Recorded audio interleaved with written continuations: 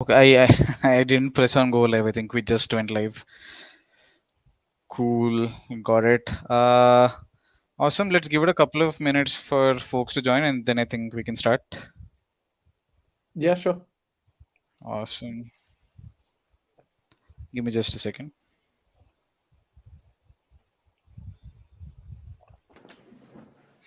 Cool. I think we have folks joining. So, welcome Chelsea fans, and it's been a long and very intense transfer season, and it's been pretty intense for us just as consumers. But Rob has been on the front lines reporting and one of the most reliable sources on Chelsea Twitter in general. And Rob, I know it's a super busy time, but thank you so much for taking the time out to do this. Yeah, no problem. Very happy to help.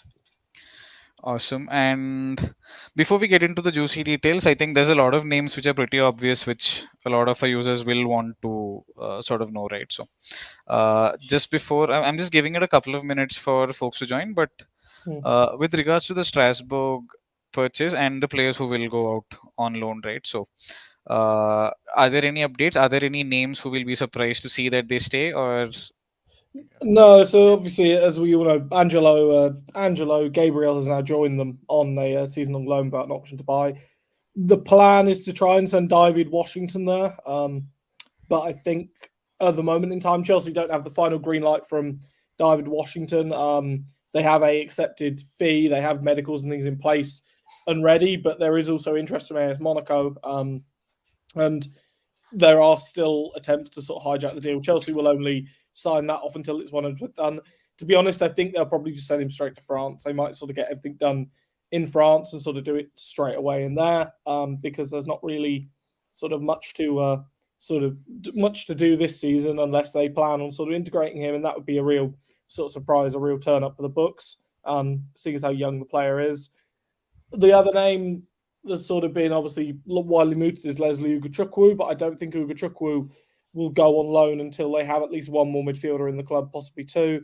Um, the club are keen on sort of seeing exactly what he's about, seeing what he's like in training. He was given a first team squad number yesterday, which suggests he's sort of closer to the action and closer to being retained than some of the names that you have in there. got it? Makes sense. Yep. So I think Angela was a bit surprised because I think we're a little short on wingers, considering that Pulisic left and Ziyech is also leaving as well, and he had a really good preseason, right? So I was really hoping that he might get some first team game time, but yep, wishful thinking there, I guess. And yep, I think. The one name that I can see in the comments is definitely, and I think we'll probably have a few people asking as more people joining in, but the DM situation drop. So I think out of all the sources who were saying that Caicedo was a done deal and he'd be holding a Chelsea shirt, I think you were the only one who, and I think people on Twitter probably said the same, that you were one of the saner voices there and said there are numerous complexities to the deal. It might take a while to get sorted, right? So what's your sense of it? Do you think it will happen, and where is it right now? At least? My sense on it still hasn't changed in that it'll happen if Chelsea put the money on the table. I still don't think they're going to put the money on the table that Brighton want. Brighton want over 100 million. That stance not changed. Whatever Wow. Caicedo does, it's not going to cause it to budge. He's got a long-term contract. Brighton know that the player isn't just going to sit in, isn't going to sit in the reserves all season. They know he's not going to, basically force himself out.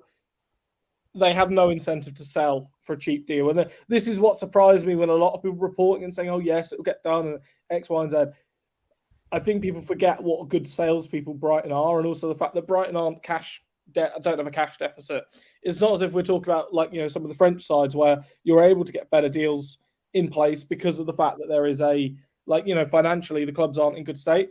Brighton are in a very well run club from a fiscal point of view. They have a lot of money that's come in, even when they're sending money out. For example, they've been making sufficient sales in order to cover it, and so unless Chelsea bid, I think the 100 million and possibly even 100 million plus, Brighton Wow. would rejecting it.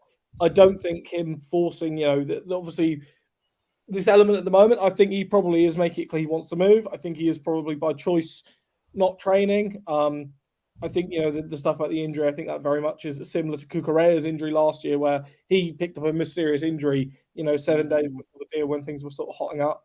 Um, I think Chelsea either have to just bite the bullet on this and pay the money, or alternatively they need to give up. I think there's no point sitting around offering silly bids. 95. There's no point me discussing bids that are below what Brighton wants because they aren't going to lower the price tag. I think if you got an offer maybe that was £95 million in good payment terms with significant add-ons on it, they'd consider it.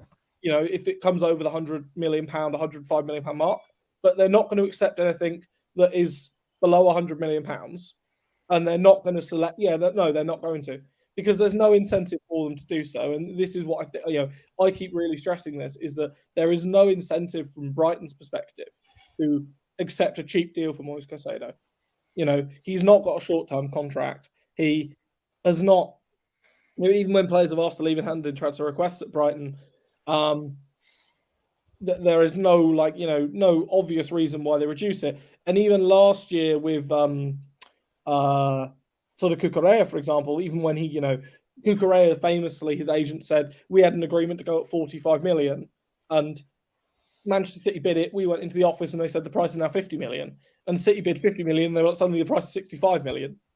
And eventually, the club settled on 62 million plus the loan of Levi Colwill for the season. And I think Colwill's loan fee, you were talking 5 or to 10 million there as a loan fee because of how well Chelsea sort of regarded him.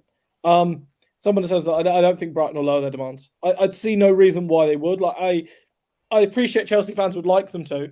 I think a lot of the time, and this is what I think has been the case in this situation, a lot of the reporting has been what people want to hear and has been what people think should happen rather than what is going to happen. And similar to the Enzo Fernandez deal, there was stuff in the end with Enzo Fernandez at the time.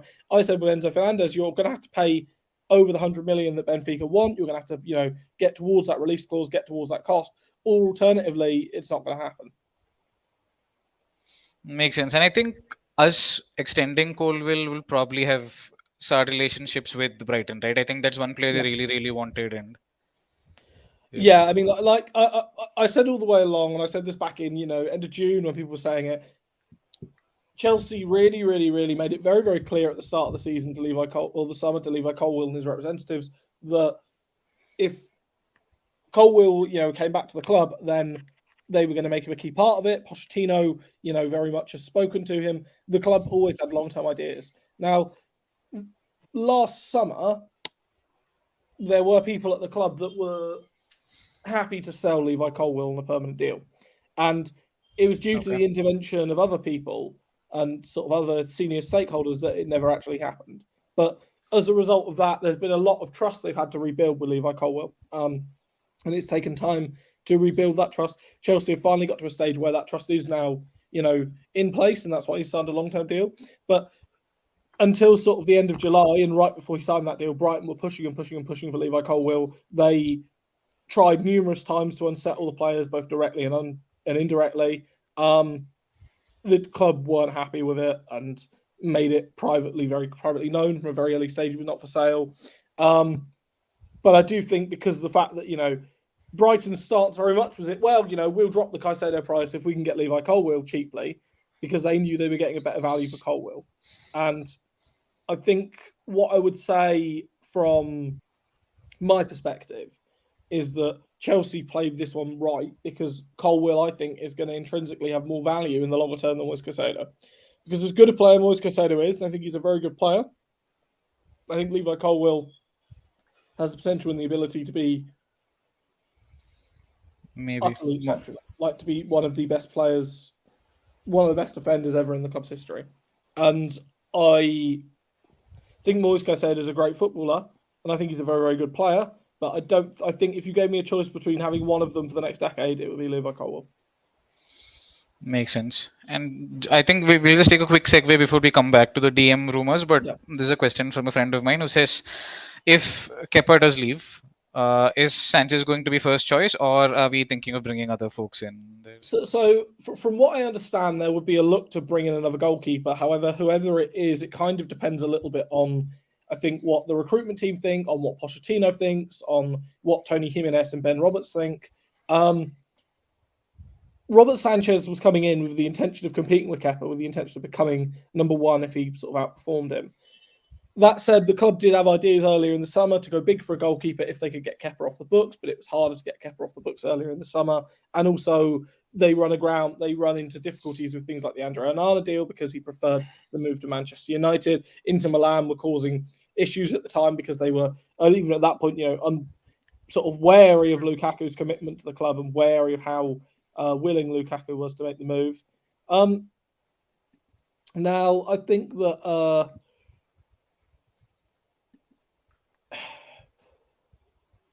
in terms of who I think they would look at, they would look at people like Marmadashvili, who they've already looked at. They will potentially look at Gregor Kobel, who is someone who they've looked at before. Alternatively, they might go the other end of the spectrum and look for a much older goalkeeper. I know, Keylor Navas's agent has been hawking him around Europe and has been looking for a final move. Kasper Schmeichel, I think, is available on a free transfer at the moment after leaving OCG Nice. Nice. He's homegrown experience. A lot of it depends on what Chelsea want to do with Gargos Slonina.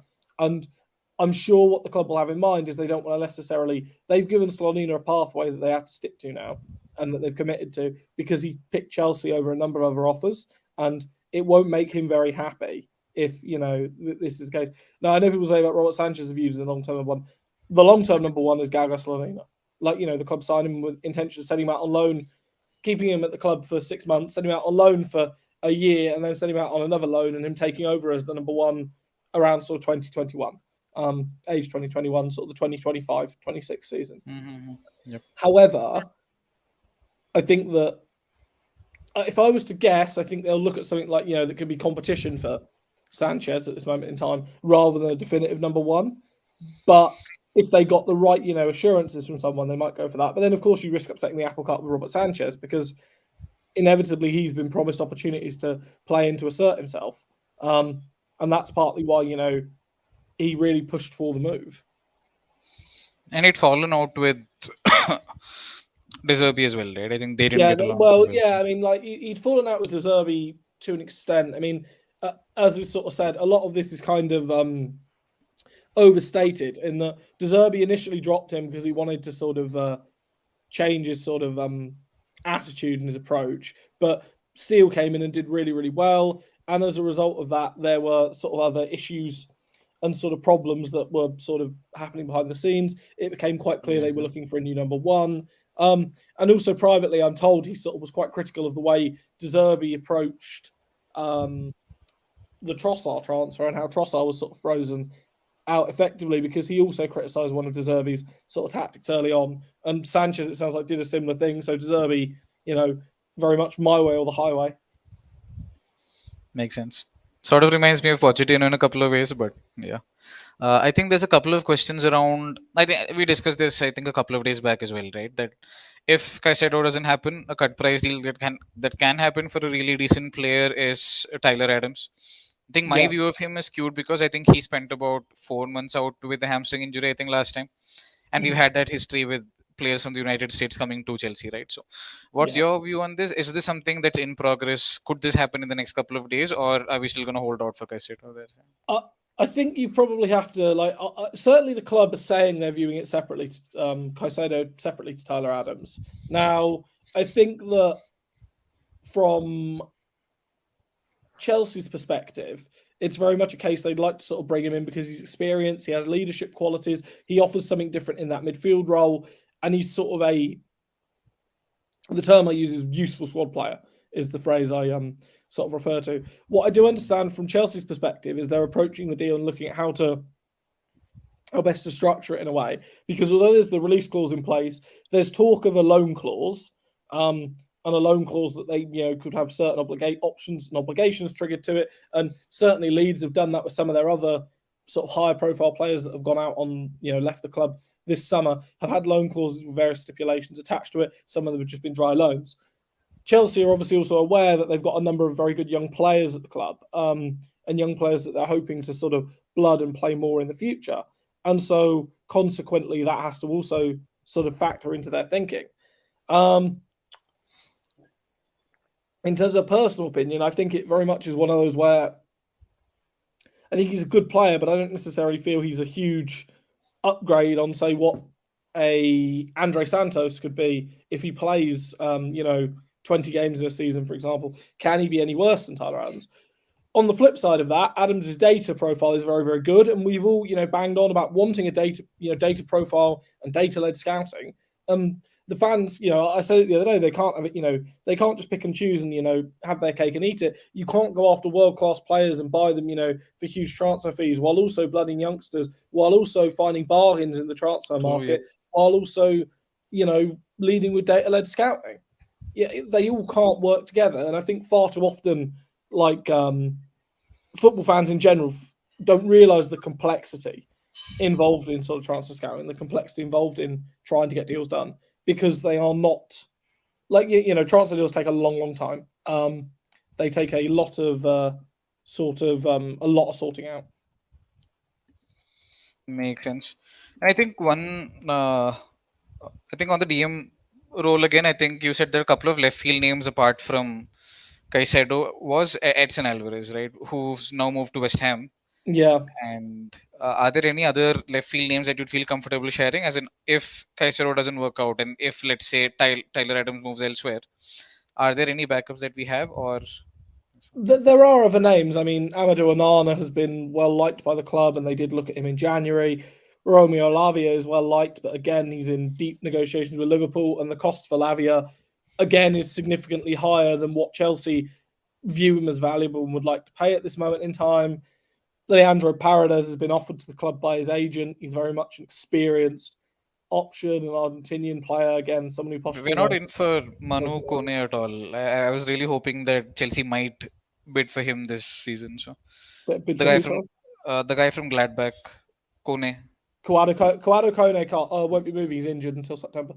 Oh, okay, that's He good to know. got injured. I think I want to say he did something like his hamstring or something right at the beginning of the summer, and so he basically can't. Let's have a look. What's his current injury status? Kawado Kone. Yeah, so he suffered a knee injury while he was on under 21 duty with France, and Tough luck. it's just sort of one of those things. That it like sounds like it could be more serious that's been let on. Gladbach themselves also weren't necessarily very keen on selling for cheap this summer. A lot of Chelsea's interest in him was being driven by Christophe Vivell, and Vivell is obviously now leaving the sort of club. So Okay, I think that's a conversation for separate. I definitely want to know what happened there, but yeah, I uh, can quickly summarise that. I mean, that's probably cool. Yep, go for it. Vivell in a couple of ways. He kind of so there's sort of three reasons for it. Number one, he backed some of the wrong horses because he was very, very keen on it being Julian Nagelsmann coming in and also on João Felix coming in on permanent transfers.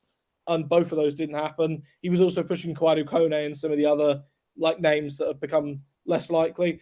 Number Hmm. two, due to the nature of the club structure, he sort of felt that he didn't necessarily have a role in the existing structure and felt like there wasn't a sort of place for him. And number three, the multi-club model has taken a little bit longer to come off the ground than was planned. Originally, he was planned to sort of take quite a active role spearheading that, but unfortunately, sort of that didn't. They took longer to sort of sort that out. And by the time it was sort of sorted out, it had already been agreed that this happened in February, although it was produced as sort of this big exclusive. The club were well aware of it and sort of knew it for quite some time. Got it. Makes sense. I think yep. Another, I think, news that's been on fire the last couple of days is the Nkunku injury. Right, we were Yeah. really banking on him to be the creative force and also that the box presence which we lacked. I think Nicholas Jackson coming in and performing as well as he's done in preseason has sort of calmed people's nerves. But Mm-hmm. is there going to be an active push for a replacement, like let's say someone like Vlahovic to come in and lead the line, or are we looking at other creators I in would that try midfield? not to like conflate X with one with another. The Vlahovic interest is sort of separate to any of that. In regards to Nkunku, I think certainly at this moment in time there's a relaxed feeling around the club because of the fact that there's been the impressive Matson impressing in pre-season. There's been Mudrich, who obviously has looked has looked very sharp in pre-season. There is Raheem Sterling, who's one of the experienced members of the squad. There is Noni Madueke to return from injury. There is the well-documented interest in a right side attacker, Rayan Shruki, Mohamed Kudus, and also interest in Michael Elise that's been, well documented, and I still expect one of those to happen. I think, again, I would be surprised if, unless sort of, that a really, really good opportunity came up, that the club would, look at directly replacing Nkunku for 3 months, because clubs don't really tend to plan like that. And also, there is that squad building element of it, of that if you bring someone in, unless you're talking like a 6 month loan, which I don't think they actually exist anymore. I think it's all got to be 12-month loans now. I don't think 6 month loans exist anymore in the Prem. You are looking at someone that's going to be coming in probably as a backup anyway, because Mudryk is going to be starting on that left hand side. True. And then, potentially if you're playing Matson in there, you've got them as sort of third choice, fourth choice. And there are ultimately names in the academy. I mean, Diego Moreira, for example, is gone into the dev side and is playing in the devs. But if he's playing well for the devs, there's no reason you can't just blood him in for a game or two, or play him in the Carabao Cup or whatever. I know a lot of people have been getting very excited randomly about Felix. Pochettino made it very, very clear he didn't want Felix to return, and didn't want him to come back. And if Felix did end up returning to the club, it would be the clearest sign of anything that Pochettino is not being listened to for transfers, because he was asked, "Do you want to bring him in?" And Poch said, "No, we've got Nkunku, we've got other options. I don't want him." And also, I don't think I think Chelsea wouldn't entertain it. Felix himself has got his mind set on this move to Barcelona, which I don't think is going to materialise. Al Hilal are really pushing for this loan deal, and for this permanent sort of move. Again, he sort of ends up stuck in a little bit of limbo, really. Makes sense. And I think this is one question we're seeing a couple of people ask. Mm. Vlahovic, at least for me, he doesn't fit into how Poch wants his strikers to play, right? So it was sort of surprising to see that we were pushing this deal. Is Vlahovic a person that Poch has requested for, or is this driven by the club and trying to get Lukaku off the books? I would say that very much getting Lukaku off the books is a big benefit of this, but Pochettino has made it clear he wants that third choice striker in the club. He wants that alternative option to, say, Broja, who again is also recovering from his injury, and Nicholas Jackson. Again, during pre-season, I'm told Poch sort of felt that Nkunku was better off the left rather than playing him up front. So I think from Chelsea's point of view, they're sort of looking at it and they're thinking this is a good way to move, to sort of move him, a problem child on in Lukaku, very much a problem child, and then other sort of the other benefit is obviously you get a player that is ultimately been a good goal scorer at times. However, I think what they are also wary of is the fact that Vlahovic could end up, being Lukaku Mark II, in that it could just end up being a very expensive sort of player that struggles to adapt. Now, I personally haven't seen much of Vlahovic, so I can't really comment on the player. But I know that my friend, when he was at Fiorentina, was a huge, huge fan of Dusan Vlahovic. But obviously, the move to Juventus hasn't really worked out. That said, Juventus has been a bit of a graveyard in some ways. It was Chelsea, a bit of a graveyard for certain players in recent years, and you've had people like Deki Kulusevski, who struggled there, but then came and looked very good at Tottenham. Rodrigo Bentancur struggled at Juventus, but came and has looked good at Tottenham. Di Maria struggled at times last year at Juventus, but I think we all know his undoubted qualities. And he showed them at Paris Saint-Germain. I'm trying to think of Bremer, the centre back, has struggled at Juventus in his first year, despite a very good years at Torino. Yep. There are plenty of players that have struggled at Juventus due to Max Allegri's system, and it may just be a case that maybe the move to Juventus was the wrong move, and he's more of a sort of battering ram striker that's going to do well in the Prem. But ultimately, I don't think you can sort of predict that until you actually see it happen. Makes sense. So at least that clears it up that Poch does want. There is some element of interest. Poch Yeah. has sort of approved the deal. Mm-hmm. I think we discussed this in some detail, but at least according to you, which of these is most likely to happen? I think the Vega rumors have sort of died out. I haven't seen much noise around this, but Yeah, Vega, I think, is going to end up at Napoli, based on some reports and based on the fact that they themselves are moving on midfielders. They have Zielinski moving to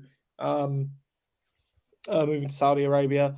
They haven't been able to get some of I their had no first idea. choice options in. I believe it's Zielinski is going to Saudi Arabia. I want He to. was one of my favorite players in that team. I was hoping that he'd stay in Yeah, CR. Al Ali interested in Peter Zielinski, and I believe Zielinski's made it clear he wants to go. Again, a lot of the Napoli players, and I sort of said this to someone, this window is possibly one of the best ones to try and buy Napoli players and bring them in, because of the fact they've won the league last year. it's going to be very, very hard for them to replicate that and sort of, improve on that. And that's why I also think, the UAE and sort of Saudi clubs are making very big offers for Victor Osimhen and trying to sort of, persuade him to move and sort of turning his head. But there's no Um, interest in Osimhen from us, right? As in, we're not looking at Chelsea Osimhen. have a level of interest, but the costs and the value, like, you're talking sort of Mhm. 150, 160 million euros being quoted as a price tag, very, very high wages, and the club aren't going to do that at this moment in time.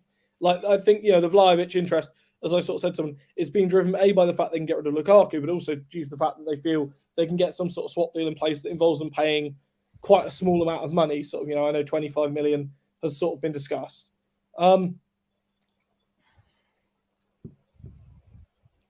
Yeah, I mean, I think it's certainly one in the terms of this question.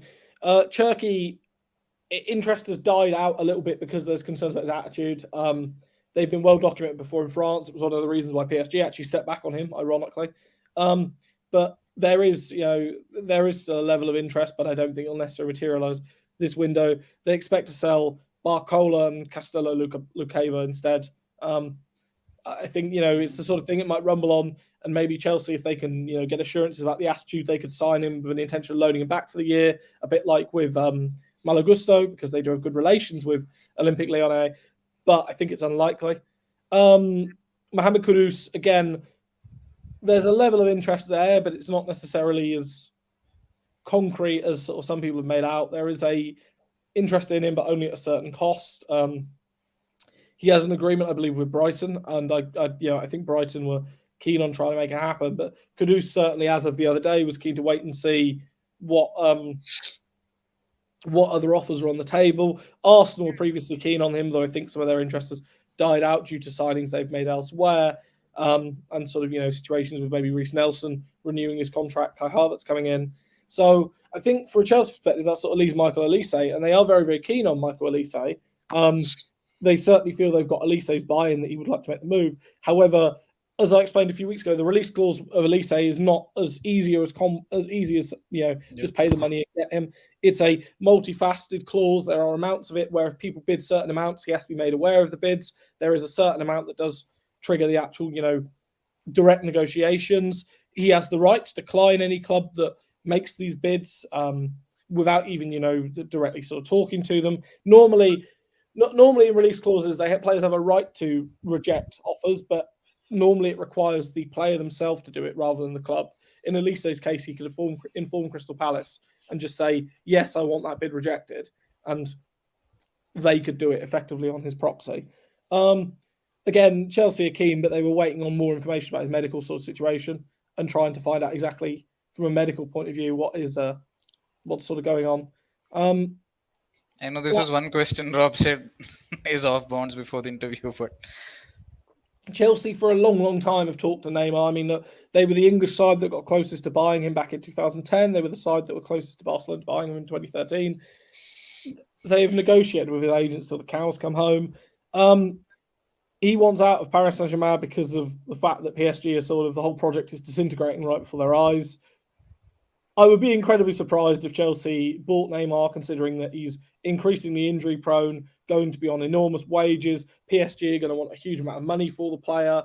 And he and Pochettino didn't necessarily have the greatest of relationships. Again, this would be one where, if it happened, it would be a case that Posh is sort of, not being consulted.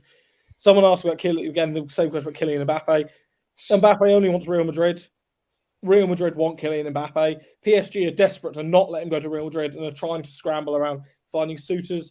They will pretty much accept any offer over a certain value, but I think Mbappe will reject most of them unless he's got some sort of cast iron assurance that he can move to Real Madrid next summer on a free but where trial. does he play at Real is what I'm thinking. Vinicius plays off the left. Is he going to lead the line for them? Or?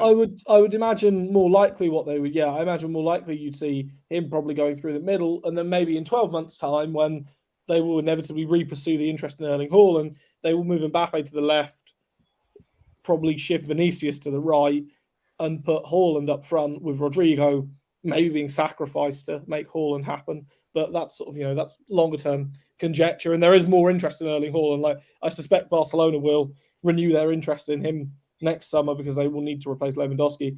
For Mbappe, I would say that uh, Chelsea have as good a chance of anyone in signing him out of the parties that are allegedly interested, besides Real Madrid. However, it's pretty clear that the clubs aren't interested. That he isn't interested in the moves, and it sort of is what it is. It kind of one of the things where like PSG knew it was going to happen. They knew it was going to get to the point where he was going to ask to leave. And so consequently, it's kind of it kind of is one of those things where like PSG is just desperate to get rid of him for money and desperate to get money for him now because they know otherwise he's walking in 12 months on a free transfer.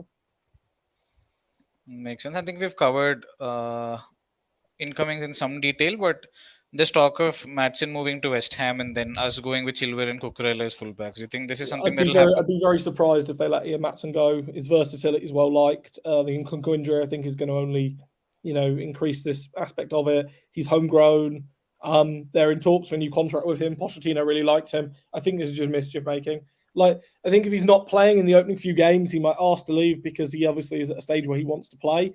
But I think it's unlikely Chelsea would do a loan with an option anyway because he only have 12 months left on his contract. Sort of next summer. It might even be he only has 12 months left now. Let me just quickly have a look at his contract while I'm here.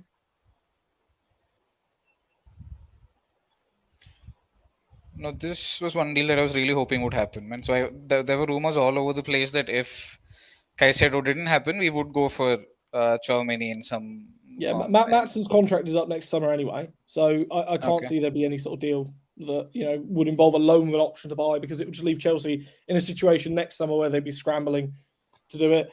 Again, they're not going to loan him out with 12 months left on his deal unless they can extend the deal beforehand, and if they can extend it, they won't be putting an option to buy him. Makes no sense. Ask about Tchouameni. Chelsea have a long-term interest in Tchouameni, and if they had any indication he was on the market, they would do it. But Real Madrid have shut the door. Like there is no indication he's on the market for anyone. There is no indication that anyone is able to sign him. I think if someone put down 120, 130 million, Real Madrid would have to consider it because they do have other, financial plans and things in place. But I know for a fact Chelsea really, really fumbled Tchouameni badly twice. He famously, he very much rejected Liverpool's advances last year. I think that it's very, very unlikely. And just out of curiosity, Rob, do you know which team it is that bid for Caicedo outside of us? I think the Brighton mouthpieces were saying that there was a bit of 100 million that they rejected, right? Is there some truth to it, or is it just them trying to jack up the price before? There's 100 million for Caicedo. Hmm. They very much view it as a case that it was, it's a case of that they've seen Rice go for 100 million, they've seen Bellingham go for 100 million, they've seen Enzo Fernandez go for 100 million. They view Moise Caicedo on that same level. So I'm saying And there were rumors of a bid, right? A club outside of Chelsea had apparently bid for. yeah, Do you know? I can't comment on that. Like, I think it's one of those things. Like, there's a lot of stuff that Brighton have put out in the summer about their various, incomings and outgoings. I can't Got it. comment on what is and isn't true. Ultimately, when their sources are getting, briefed directly by Tony Bloom and by, the Brighton hierarchy, then they're always going to present things in one way. Certainly, from people I spoke to at the club, they didn't feel that there was any validity to that story. Makes it did sound like a puff piece for the most part. Mm. I think we've covered incoming in some detail. So on, I think there was a rumor yesterday saying that Chelsea was still looking to ship out like 10 players, right? Is Yeah. Conor Gallagher one of those players? As in, is he viewed as valued or? He's someone who the club, again, Pochettino has liked him in pre-season. He's someone that the club view as a case that they, in the longer term, they may have upgrades on him. They have Chukwuemeka and they have Cesare Casadei. But there's a feeling internally that they only want to sell him if they get a very big bid. You're talking sort of 45 to 50 million plus. And that's guaranteed. That's even that add-ons. West Ham have been keen on him, made an offer that was rejected. They certainly don't see Chelsea's valuations matching their valuation. If they were to sell Lucas Paquetá, maybe the interest would return. David Moyes really, really likes him. There is some interest from other clubs, but I think it's unlikely to, really materialise. Chelsea considered trying to offer him as a make weight for the Um, Caicedo deal, but Brighton weren't very keen on the player. De Zerbi sort of wanted to focus on different sorts of midfielders, which is why you've seen them bring in people like Yassine Ayari and um, Mo Dahoud. I think that from Chelsea's perspective, they're not necessarily ruling out a Gallagher exit by the end of the window if the right offer comes, but it's very much got to be the right offer rather than just any offer on the table. Makes sense. But that leaves us with what? One senior midfielder, and then you have kids like Santos coming in. So I'm a Yeah, little uncertain of. yeah. Like if, for example, like let's say, for example, Chelsea brought in Tyler Adams, Moise Caicedo, Michael Elise in, then I think Gallagher would have to consider his situation because he would have to, effectively, Chukwuemeka, I think, is going to be surprise a lot of people. I think he's going to play a lot in that number 10 role. Elise would probably come into play in that number 10 role because he did that at Reading. Mhm. Caicedo and Adams are going to come in as senior midfielders as well. And you've also obviously got the highly rated youngsters that we've already sort of talked about. I think it would be unlikely that he would then maybe stick around, but at the same time, he made it very clear he wants to fight for his place, and is very very keen on fighting for his place. Makes sense.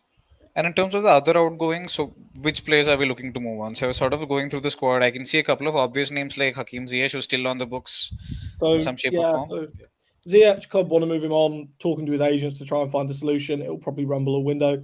Lukaku, well documented, the club want to move him on. Hudson Odoi, the club are in talks with Fulham, trying to negotiate a fee and agree a fee that's acceptable for all parties. Malang Sarr, his agents are talking and looking for a move, but again, not finding it as easy. Kepa Arrizabalaga, Bayern Munich have returned with interest after on the behest of Thomas Tuchel because they can't get their primary targets.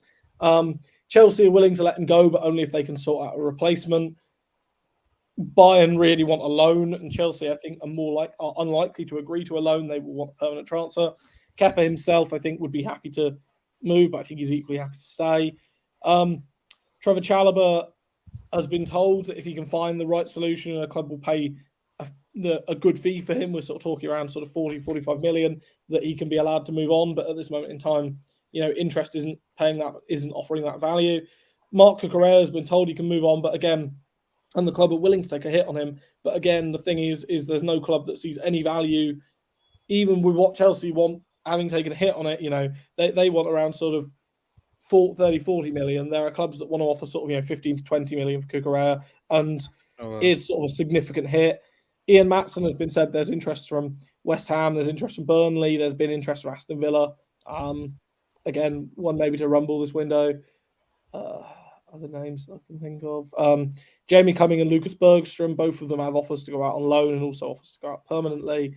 David Washington, as we said, is going out on will go out on loan if he's signed.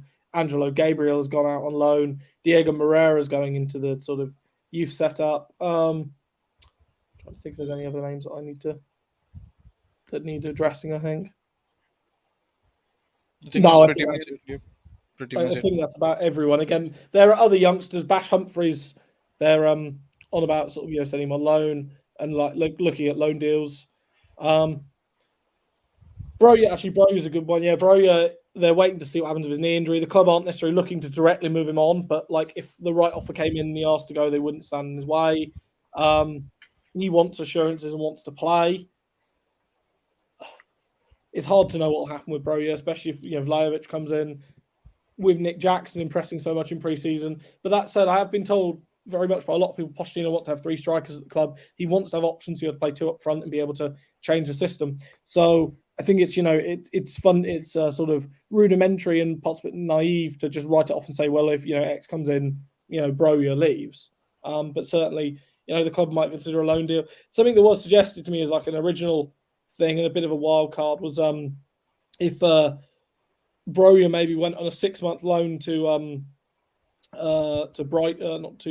Brentford, because the fact that you can play week in week out while Ivan Toney is still suspended until at least January.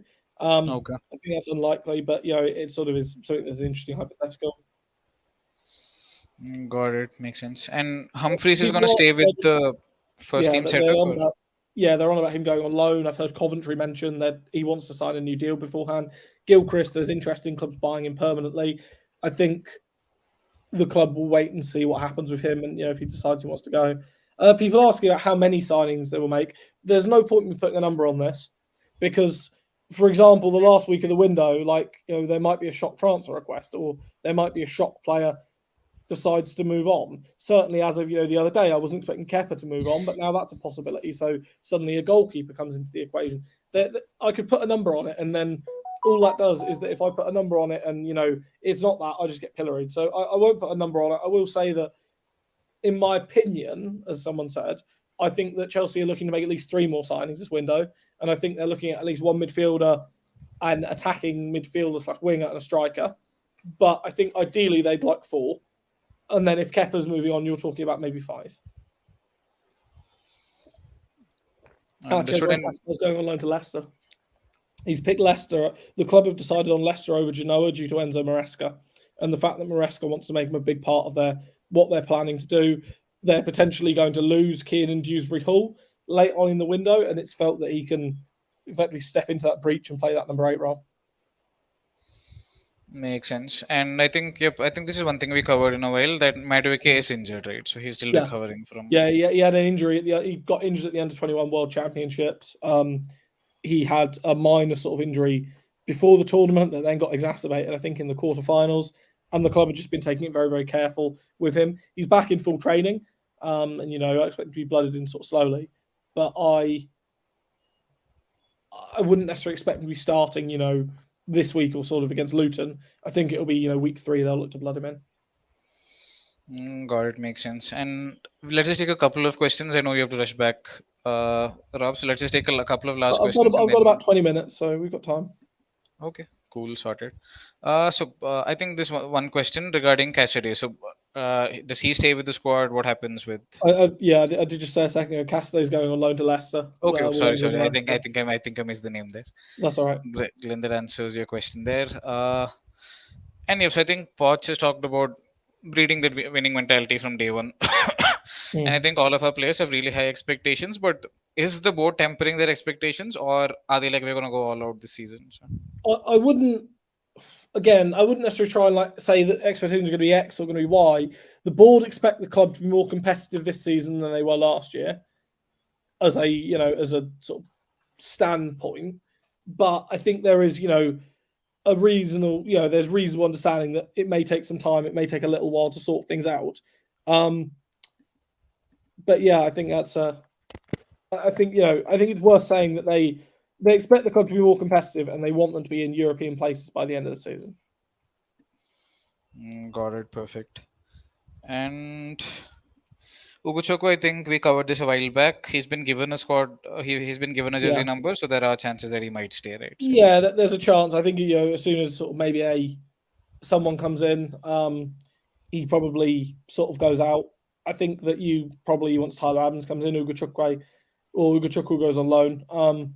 But wait and see. He may impress in training. Again, there were other names that were expecting to go on loan in this window that have had sort of.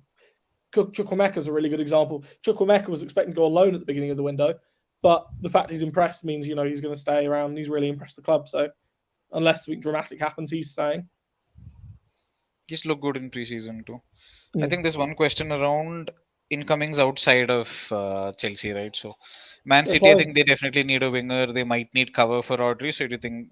Yeah. So well, in terms of the midfield, because of the weird hybrid midfield that they're using, Pepper's quite happy in that regard. They're looking at trying to integrate McAtee a little bit more.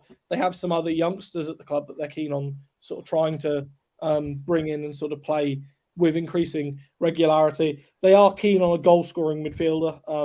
Gabri Vega is very much the backup option. They are keen on Lucas Paquetá, but he's going to be a difficult sort of transfer to make happen due to the fee. A lot of their money this window has gone on Gvardiol and on Mateo Kovacic, and there was very much a feeling. I sort of spoke to people with connections at City, and they said it's very much a case that we're not looking to, replace the wheel this summer. We're not looking to make huge numbers of signings because there's not much you can do to improve on a treble-winning squad. And I was like, that's a very fair point and a very fair argument. Yeah. And Pep has also, with Cole Palmer, for example, they want to play Cole Palmer more. They want to give Cole Palmer chances because they know if they don't, there are clubs, notably Brighton, for example, that want to buy him permanently and want to give him permanent opportunities. Makes sense. And is this a possibility?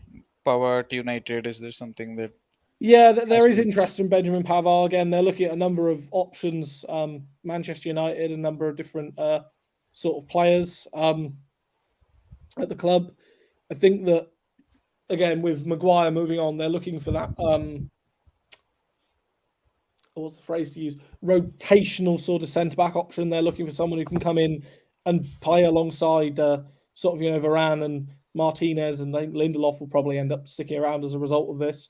Pavard is seen as someone that is versatile. He's a bit more of a defensive sort of fullback option. He can also play at centre back. Um, I think they'd be better off going elsewhere. I think Tadiba would be a better signing, but I could see them very much pushing ahead with Pavard due to the fact of his contract situation, the fact he's made it clear he wants to leave Bayern Munich. Bayern have a replacement in mind. The absolute wild card, and I'll throw it out there, it wouldn't necessarily be a huge shock if Bayern did sell Pavard if they then chose to come in for Trevor Chalobah. But that's more of a sort of a Oh, wild card sort of speculation. nice. And I think I totally missed this news, man. I had no idea that Maguire had signed for West Ham. That got announced today, is it? Yeah, well, we're in a stage now where a deal has been agreed in principle to Okay. for him to join West Ham. A fee has been agreed. However, personal terms still need to be agreed. I think they probably will be. David Moyes is making a lot of very bold promises to Harry Maguire, which may or may not upset the apple cart at West Ham. It's going to be an interesting season for our friends over in East London. Maguire, I think, the only thing that could wreck this transfer is Maguire deciding that he can wait for a European team to come in for him. And I think that's unlikely. I think if that had happened, that might have been earlier in the window.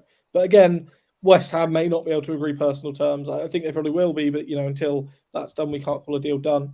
Yeah, Pavard can also play DM. Yeah, he's a very versatile sort of option. I said that one. No, I said that ideally Chelsea would like two midfielders, one striker, and an attacking midfielder. Well, no, ideally Chelsea would like one midfielder, one striker, and an attacking midfielder. But in their absolute dream world, they'd get two of them. And then I didn't think I said about one more player. Mitoma to City, it won't happen. Signed a long-term deal. Brighton have no incentive to sell. Player is settled.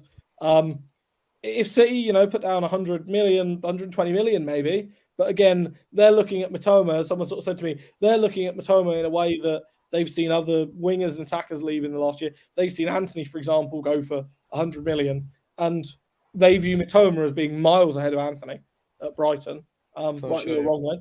So as a result of that, it sort of means that that's setting the market, and the fees at this moment in time are just completely sort of ridiculous, sort of inflated and sort of all over the place. And some of the numbers that have been, I'll sort of share this transfer tracker at the end of the window, but some of the numbers that you see bounded about in that and sort of suggested in it, it's just bonkers.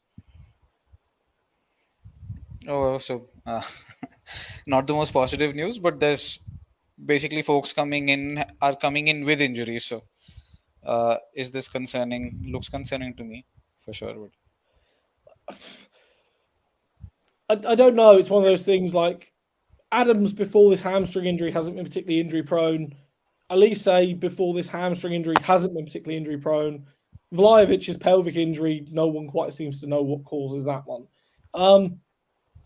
Ultimately, it all comes down to it. Like, this is what I find difficult about injuries, and people look at them in sort of isolation. You have to look at them in the context. So, for example, I had someone the other day asking why Petr Cech was out for 12 months at one point, and why Czech suddenly disappeared for 12 months. And I was like, that's an injury that you can't avoid. That's something, that just happens. But ultimately, you have to sort of factor in for it. Now, obviously, things like hamstrings and sort of chronic injuries are more serious. But at the same time, we could have, with, say, Real Madrid, for example, they could put down 100 million on Jude Bellingham, and in his first preseason friendly, he could have broken his leg.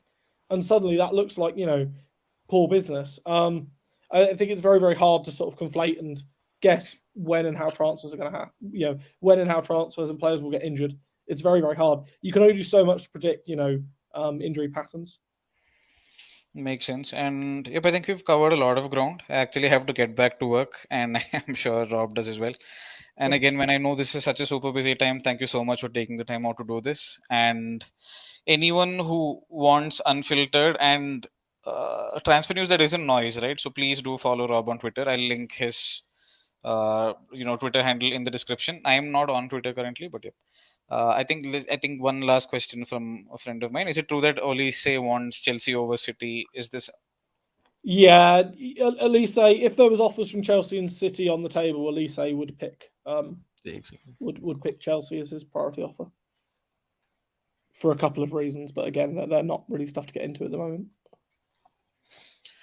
Got it. Cool, guys. I think that is it from our end. Shadarsh has a question whether City are looking at Wirtz as a KDB replacement. So, Um, I don't think Florian Wirtz is going to move this window. Maybe next summer.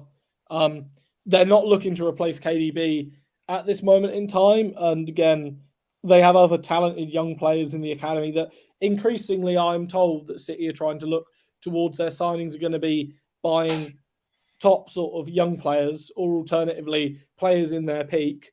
And then the rest of it is going to sort of be filled up by the academy players because they feel like they don't need to reinvent the wheel. And in the case of someone like KDB, for example, KDB is going to expect to play every game when fit. makes sense. Cool, guys. And thank you so much. Again, thank you everyone who was involved in the comments. This was super fun. And hopefully, we'll try and bring Rob back for one more session before the transfer window ends. So, cool, guys. Thank you and goodbye.